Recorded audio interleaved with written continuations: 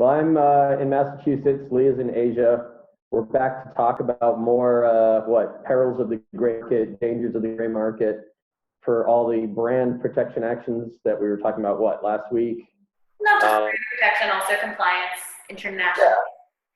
International compliance, all the things that I'm going to be talking about in Brooklyn, I guess a week from tonight at the World First event.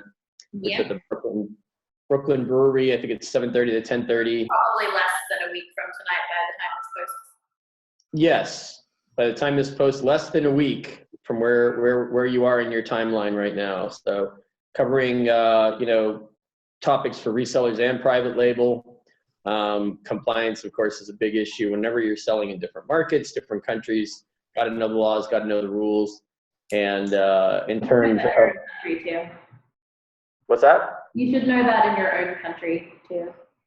You should know that in your own country. That's true. Whatever country you're in, you should know all the local laws. Do you know all the laws where you are now in the Philippines, or it's not? You're not selling there, so. I know the important laws for visiting. Yeah. Oh, good. Good. That's good to know. Yeah. Let me write that down. Let me write that down. Yeah, and gray market. We're pretty much just seeing more and more messages that say you might be selling inauthentic, or you've offended or violated someone's intellectual property rights. Maybe you get ASINs, maybe you don't. They tell you the brand, and then you just have to come up with business licensing agreements. How many different versions of that have we seen? The NFL, it was licensing agreements. Authenticity letters have now been specifically cited and asked for and mentioned in Amazon messaging, which they didn't always ask for letters in the past. I started getting my clients to get them from their distributors to prove authentic products when they were accused of counterfeits or fakes, or even just generics. I mean, I've been doing the authenticity letters for a while, but lately I've been seeing Amazon mentioning that themselves more often than not. So, right.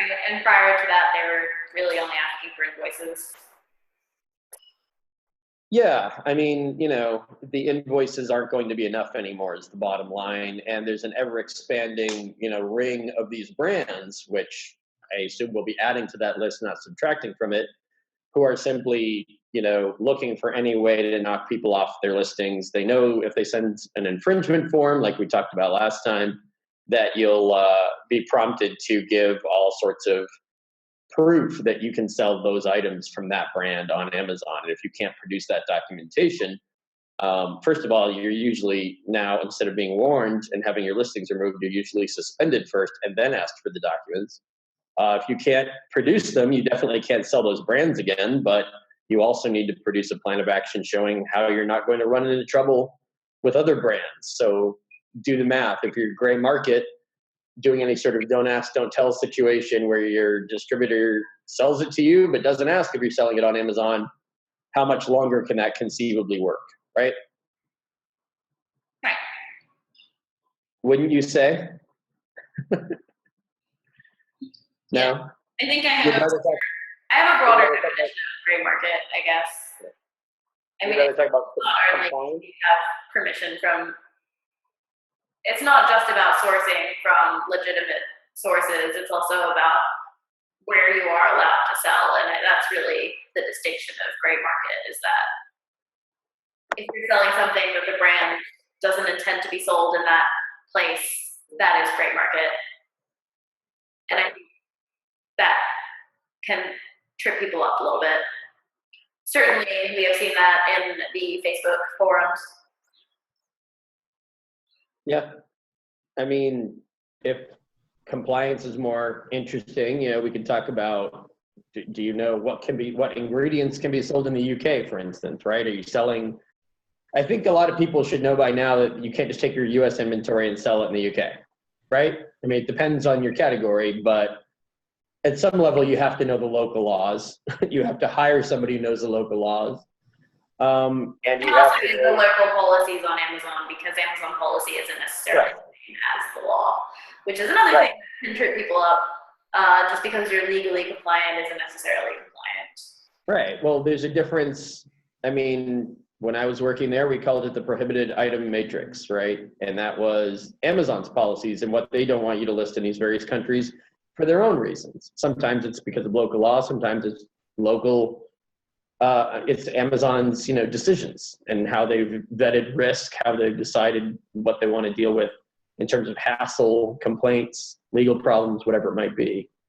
But everyone needs to know what those policies are and what those laws are. And if you don't know them, you can't take the plunge into international sales. I mean, hopefully most people coming to the World First event will understand that you don't just copy and paste what you're doing in the US to other countries. I mean, are people still doing that? I hope not. But there has to be, on some level, hey, I'm going to hire somebody who knows this stuff, or somebody who's going to be combing through databases and understands that,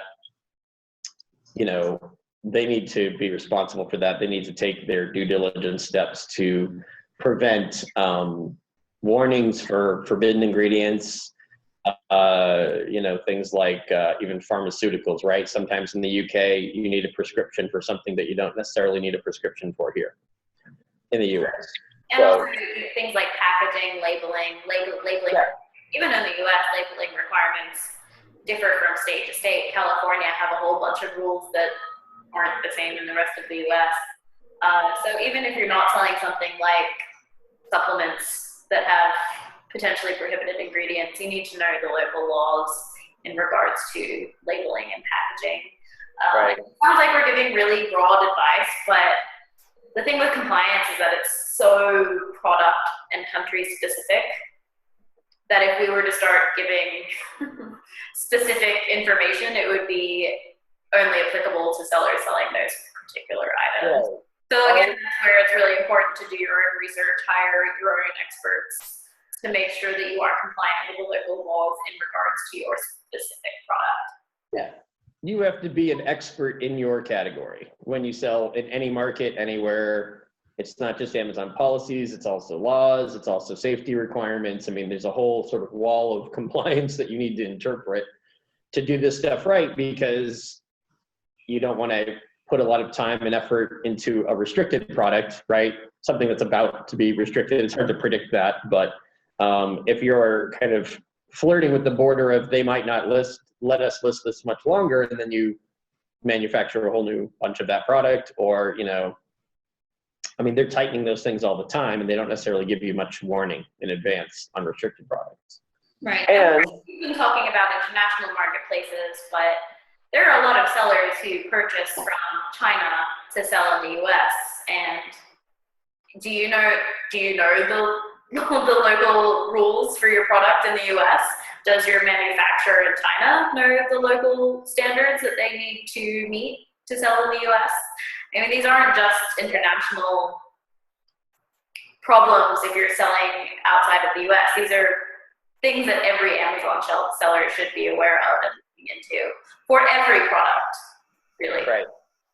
Product testing, I mean, and product safety is a big deal for a reason, right? I mean, we saw you can add to this podcast the Forbes article, right? That came out, a couple days ago, talking about, is it just Chinese sellers that are creating problems around badly manufactured products or potentially harmful, health hazard products? I mean, those issues have been going on for a long time. There's a lot of focus on Asia for that because there's a lot of manufacturing in Asia, but. Right, and it's very easy to scapegoat Chinese sellers. But, I mean, we see a lot of sellers who aren't from China who are doing potentially illegal or gray hat things. Right. Well, and I mean, I personally know from seller examples, people, I mean, in terms of understanding Amazon's perspective on some of this stuff, people were sourcing fake or counterfeit on some level Hasbro toys. So what are Hasbro toys? Don't most of those, go to kids and wind up in their hands? So yeah, and I understand completely why, Amazon would want to scorch you from the face of the earth if you were found with bad product. That's a toy that kids are going to use, which, of course, if it's a fake product, it probably hasn't gone through the same rigorous testing that most of our toys should go through, right? Right, but that's the thing as well. There's a lot of focus in the media on counterfeit brands. Yeah. But if you're selling a private label product, again, if you're making a toy for kids, you want to make sure that's safe. And Hopefully. regardless of what label you put on there, and regardless of whether your Amazon account can get suspended, you don't want to be putting a product out there that's potentially going to kill somebody. Right. And I mean, that's not even business 101. I feel like that's like Human 101. Yeah. No, I mean, and I'm not talking about a Chinese company, a Chinese seller. This was a US seller that obviously got stuff because he thought he was getting a good deal or something of that nature, which I hear all the time. Like, why did you source this bad product? Oh, well, I thought I was just getting a good deal. So no due diligence, no background. And in this case, it was Hasbro toys. So it's not just that you are, hurting your own Amazon account by making poor business decisions like this. You're also putting Amazon buyers at risk. So of course Amazon takes product safety seriously. Yeah. And I'm not saying I agree with how they write the vague messaging they give you when they take down a listing for a safety complaint, or is it just one complaint out of a million? I mean, no, I mean, Amazon could be doing a better job with it as well. I'm saying it's not one-sided, and it's not just Chinese sellers. well, There should be due diligence on all sides. Yeah. And some sellers are great, and some sellers do their due diligence. And kudos to them, because there's a good people that are building sustainable, good businesses.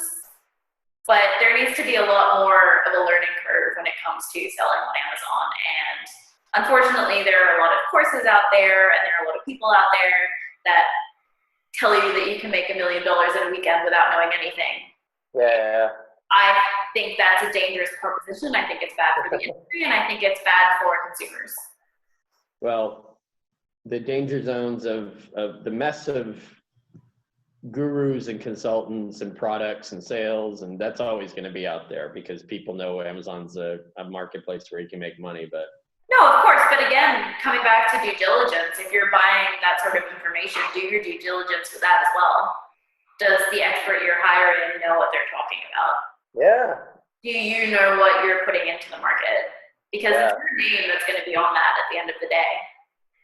And I hope, also even people who contact me, right, and decide whether or not they want to hire me, I hope they Google me first or look at my website.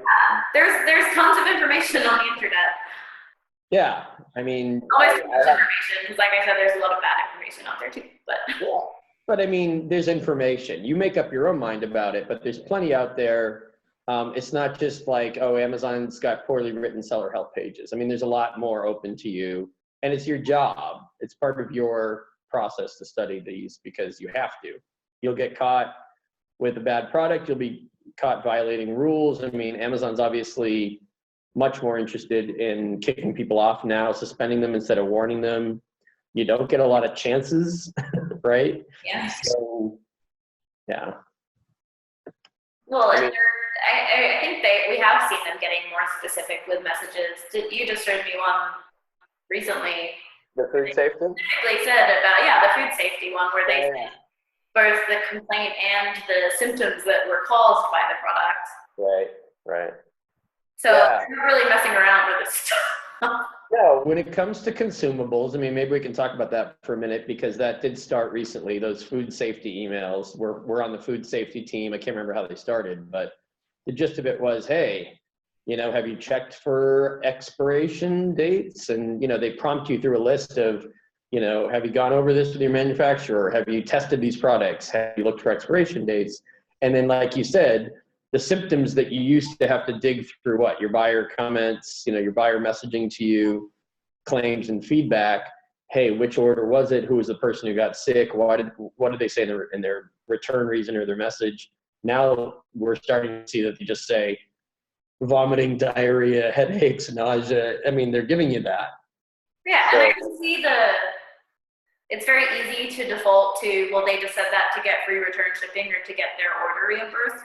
But if someone is saying that your product made them sick, regardless of whether you think it's true or not, you should be investigating that. You can't just say it's one crank. I mean, because for every one person you hear from, wouldn't you say there's at least a few out there with similar experiences who don't do anything? Absolutely. Yeah. Yeah, so that's bringing it back to the World First talk next week. That's something I'm going to be talking about quite a bit, because this stuff's happening more and more, you know, and a lot of people are losing their top listings. So unless you're prepared for this on some level and you're kind of ready and able to answer questions about due diligence, you're going to spend a lot of time spinning your wheels, trying to decide what to say and troubleshooting, last minute troubleshooting, I guess. Right, and I feel like we're always focusing on the troubleshooting. I mean, the nature of your business is troubleshooting, but guys, your life would be so much easier if you just do it right the first time. And I don't know if it's a question of they just don't think that'll be a problem, and so they don't invest a lot of energy in it because they're putting a lot of time and effort into just getting the product out and making it fly, you know? No, and I get that. Like, it's a lot of work, but there are people out there that can help you with that. Right. Well, I mean, yeah. And there are people, I mean, it's not something I necessarily deal with every day, but there are people who will probably handhold you from the very beginning, right? Just getting started and understanding this stuff, and doing it right. So that draws fewer complaints later, both from buyers and from Amazon, you know? Right. I mean, we were talking before we got on the recording. Like, I'm working on my own product at the moment. I've been working on that and testing it for a year and a half. Yeah. To make sure that it is safe and to make sure that everything is compliant and all of the testing is done, so I can put out the best possible product on the market. Yeah. And I know a year and a half to put the product on the market isn't the sexiest statement in the world, but in the long term, it will pay off. Wow. Yeah.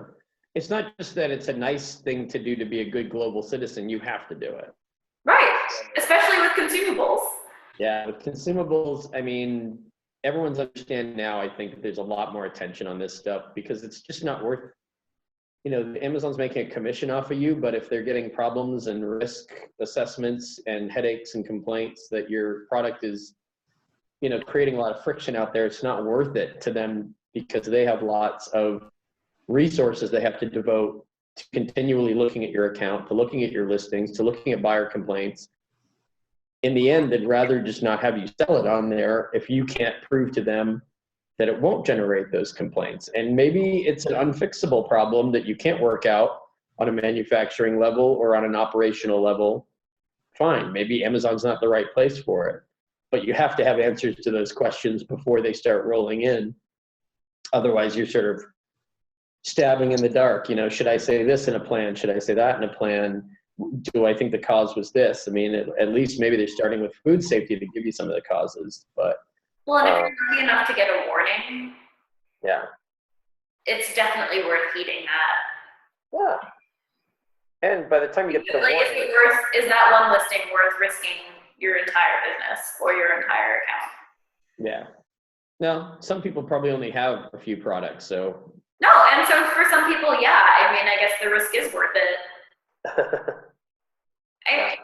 Some people, they know that they have a time-sensitive business model.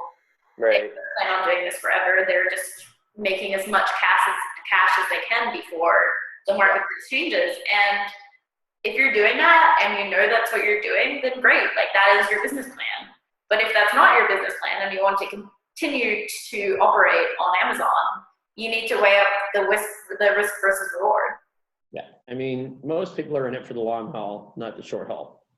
Yeah. That I deal with. I mean, not. Well, the people we deal with, for sure, they're running a business. They are.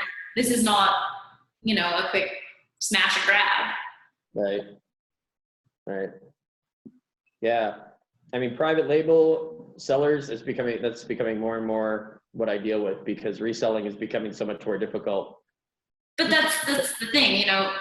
You need to do this with private label as well, if not more so, because, you know, with reselling, there's a fairly good chance that that original owner has done all of the compliance and testing already. Right. If you're putting your own product on the market, then it's up to you to do that. That's what I mean. I mean, a lot of people are going to be making the transition from reselling to private label. First of all, because I'm trying to advise them to and get them in that direction. I mean, reselling is just becoming, you know, if you're getting to the point where they want nitty gritty paperwork and proof and authenticity documents from you, and you're just sort of buying it somewhere, and you think you're going to write an email to product quality saying, well, it's the same item. I know it's only supposed to be sold in a different market, but it's the same item. I mean, you need to be able to get documents and letters and as much as you can really from your distributor. And you can't go through this process of, well, they won't give me a letter because they're not supposed to be selling it to me if I'm selling it on Amazon. Those days are rapidly coming to a close. I know these things are still happening. I mean, you can get your stuff from almost anywhere if no one ever complains about it, right? They're not going to ask you for invoices. You could be getting. We're seeing them ask for invoices without complaint. NFL was an example of them asking for invoices without complaint. Right. The whole brand dating Armageddon of a few months ago was them asking for invoices without complaint. So it isn't a matter of having perfect metrics. Right. The Apple-mageddon a few months ago. And the NFL, which was last month, fortunately, I was able to get all my people reinstated that came to me suspended. But yay! And the Patriots won the Super Bowl. Yay! I didn't watch it. I was on a plane. Yay! Oh, Brady. No, you did. You were there in spirit. No, I mean, people understand now that we heard from somebody who said, I've never sold this, right? Yeah. That was like what? They were drop shipping and they weren't going to have any documentation until they actually sold it and it drop shipped. And right. What would that have been? Which is one of the many reasons drop shipping is a very risky business model. I mean, yeah, stuff like that where. Like reason number 356 of why drop shipping is risky on it. It doesn't matter if you've sold it or not. If you have certain brands coming up in your listings, they could just auto suspend you. Essentially, that's what those are, and say, hey, prove that you sell legitimate versions of this stuff. So that's not only hitting you before you even have a sale, it's taking down your entire account until such time as you can prove it. Now, if you have all this documentation and maybe you can go right back up and get reinstated. If you don't, you're all of a sudden admitting guilt and begging to come back and you don't have anything to show. So that's an unenviable position to be in as a seller. And you had your super secret exclusive dinner last week. Yeah, we don't have a name for the event yet. It's March 9th in Seattle. So if you're anywhere around Seattle in that time, we're going to be posting the link. What is it? Thursday, maybe tomorrow. I mean the one you just did. Oh, the one I did last week in Brooklyn. Yeah, that's still secret. We're going to keep that secret for now. Yeah. Oh, sorry. Well, until I get the kind of Facebook group built up, and that's going to be an invite-only group. We've got a handful of people so far. Short sketch on that is that we're just trying to get as many like-minded sellers who are doing things the right way and succeeding and understand Amazon's internal teams as much as they do the marketplace around them, and not just the seller perspective, but a very how does Amazon think about things, and I'm going to do things that way. And how does it work? Approach. But also, I mean, it ended up being a very good strategy session. I mean, I'm open to new ideas. I deal with this stuff all the time. Maybe sometimes I get too close to it. So I like hearing ideas from people who have that step back, but know how they want to draft emails, how they want to manage correspondence with seller performance and product quality. We spend a lot of time talking about that, because that is extremely important. The quality of the communication can make or break. And also, who are you emailing? Who are you writing to? Do you actually participate in anything, other programs with Amazon? When they ask you, do you express an interest in those things, or do you say, no, thanks, I'm all good? And who do you know at Amazon? Are you writing to people who are actually worth communicating with, or are there better to put that attention? So yeah, that's the super secret group. And the Seattle event is March 9th. Place is called Knee High Stalking. We're going to be posting a bit more information on that. It's in downtown Seattle-ish, unless it's more like South Lake Union. But anyway, that'll be capped at about 50 odd people. given the venue size. But again, trying to gather people together. I'll give a short talk. Jesser Habeck is giving a talk. He's a former account manager at Amazon. I didn't tell you this actually, Leah. It's a split level venue. So we're going to do an initial talk sort of together, and then we're going to split off. And one of us will be upstairs. The other one will be downstairs. And we'll just be talking to people who, what's that? People will have to choose a team. At that point, people will have to choose, do they want to talk more about performance policy stuff with me, or do they want to talk more account development, sales development, that sort of thing, account optimization stuff with him. And he's left Amazon fairly recently. He's got a lot of good information in his head. Looking forward to hanging out with him. And looking forward to getting a good group of sellers together and figuring out just sort of, what's the best group to put together going forward of like-minded people who can network and help each other and not be so kind of scattered on the Amazon 101 or expert. Mixing those two together doesn't always produce good results. So I want to get like-minded people established, good track records, good metrics, not a lot of policy problems, not a lot of suspensions. But it'll be interesting having your different backgrounds there, because for me, what makes our discussions interesting, I don't know if they're interesting to other people, you guys can let us know, is that we have very different backgrounds. So whereas you're looking at it from an internal Amazon standpoint, I tend to look at things from like an overall e-commerce standpoint. For me, Amazon was always one sales channel of many when building a brand. So it's interesting to get different perspectives on this, so you can see it from the Amazon side or the brand building side, or in the other speaker's case, the optimization of your Amazon sales side. Right. I mean, order fulfillment, logistics, you've managed an Amazon business or account. An Amazon business, that's the thing. It was an e-commerce business that sold on Amazon. It was an e-commerce business that sold on Amazon. No, that's a good point. That's a good distinction that I didn't quite draw, but yeah. So, I mean, now you've seen all various sides of the reseller / private label sales life on Amazon. Since you've known me, you've seen so many wonderful, horrible things, and but also wonderful cases for redemption too. So much to be learned there. Anything else? Should we foreshadow to next week? Do we know what we're talking about? I'll be back in Brooklyn next week for the World First event. I'll be in Bali next week. Yeah, you'll be in Bali. Brooklyn, Bali, what's the difference? And I'm sure they're equally as warm. And maybe we can do this, we'll do this chat from Brooklyn and talk a bit about the event itself if I have time before I leave New York. Yeah, it'd be interesting to talk about the World First event after the fact. It's all about selling internationally. There's going to be a few other speakers there as well. Yeah. Tychometrics, Alistair McLean, and there's a speaker coming from Amazon as well. So I've invited several people to the World First event, and I'm looking forward to it because it's going to be a large group, but there's going to be kind of rotating table, discussion, smaller discussions.